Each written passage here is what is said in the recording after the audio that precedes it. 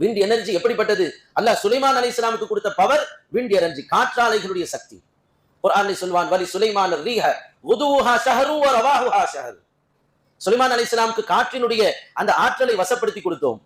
அந்த காற்று அவர்களை ஒரு விரிப்பிலே உட்கார்ந்தால் அவர்களை இங்கிருந்து ஒரு செகண்ட்ல, ஒரு சில வினாடிகளில் ஒரு மாதம் வேகமாக போகக்கூடிய தொலைவை அவர்கள் கடந்து விடலாம்.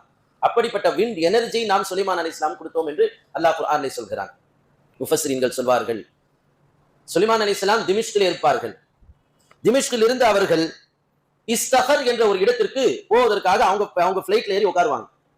அவர்களுடைய பிளைட் வெறும் ஒரே ஒரு விரிப்பு தான், அதில் ரெக்கை இருக்காது, எந்த விதமான பிளைட்டுக்கு தேவையான ஒரு கூர்மையான பகுதி எதுவுமே இருக்காது. அவங்க அந்த விரிப்புல ஏறி உட்காருவார்கள், அவர்கள் படை சூழ உட்காருவார்கள். வெறும் 200 சீட்டு அப்படிலாம் கிடையாது. இன்னைக்கு அதிகமான சீட்ஸ் இருக்கக்கூடிய பிளைட்டுகள்ல ஒரு 200 சீட் இருக்கலாம், 300 சீட்டுகள் இருக்கலாம்.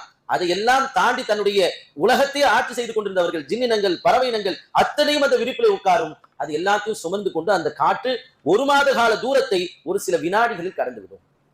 காலையில் திமிஷ்குல ஏறினாங்கன்னு சொன்னா இஸ்தகருக்கு போய் அங்கதான் அவர்கள் பிரேக்ஃபாஸ்ட் சாப்பிடுவாங்க சுலைமான் அலைஹிஸ்ஸலாம். அங்கிருந்து அவர்கள் மாலையில் ஏறினார்கள் என்று சொன்னால் இரவு வருவதற்கு முன்னால் அவர்கள் காபில் என்ற இடத்தை போய் அடைந்து விடுவார்கள். அவ்வளவு வேகமான எனர்ஜி, விண்டுடைய எனர்ஜி. அந்த விண்ட் எனர்ஜியை பற்றி இன்னைக்கு ரிசர்ச் உலகளாவிய அளவில் ஐரோப்பிய நாடுகளாக இருக்கட்டும், அரபு நாடுகளாக இருக்கட்டும், ஆராய்ச்சிகளுக்கான வாசல்களை திறந்து வைத்திருக்கின்றன.